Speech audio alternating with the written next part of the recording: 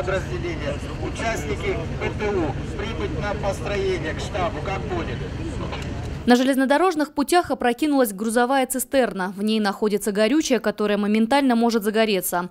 На место происшествия спешат пожарные, им нельзя терять ни минуты. Нужно быстро справиться с огнем. Такова легенда учения МЧС по ликвидации пожара на железнодорожном транспорте. Сложность в этом случае у нас возникает то, что рядом находится жилой сектор. Необходимо в первую очередь эвакуировать людей, обеспечить их безопасность. Далее мы продолжаем охлаждение. Отрабатывается вопрос охлаждения цистерн, чтобы не допустить их разгерметизации. И основной этап – это у нас пенное тушение. Для пенного тушения у нас также был привлечен пожарный поезд, который находится на станции Прохладной. На локализацию огня брошены силы не только МЧС. Здесь полицейские, сотрудники городского водоканала и медики. Кроме этого, на помощь прибыл и поезд Северокавказской железной дороги. Пожарные решили потушить огонь с помощью воды. На базе этого подразделения есть современная, наукоемкая, дорогостоящая техника, которая предназначена для тушения, в том числе и таких пожаров. Такой техники у нас очень много, порядка 23 единиц такой техники.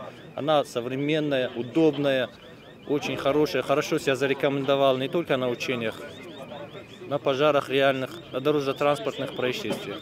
Тяжело в учении, легко в бою, говорят сотрудники МЧС. В тушении огня принимала участие специализированная пожарная часть. В Северной Осетии она существует всего 1 год и пока единственная на Северном Кавказе. Здесь на вооружении самая современная техника. Один модернизированный автомобиль заменяет сразу несколько пожарных машин. Задание должно быть выполнено за максимально короткое время. На локализацию тушения пожара отведено всего несколько минут. Чтобы справиться с огнем, огнеборцы должны понимать друг друга с полуслова.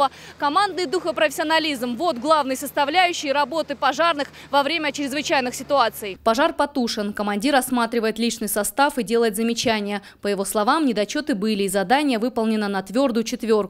Теперь необходимо работать над ошибками. И уже на следующих учениях без отличного результата точно не обойдется. Елена Черенкова, Валерий Гадзиев, Осетия ТВ.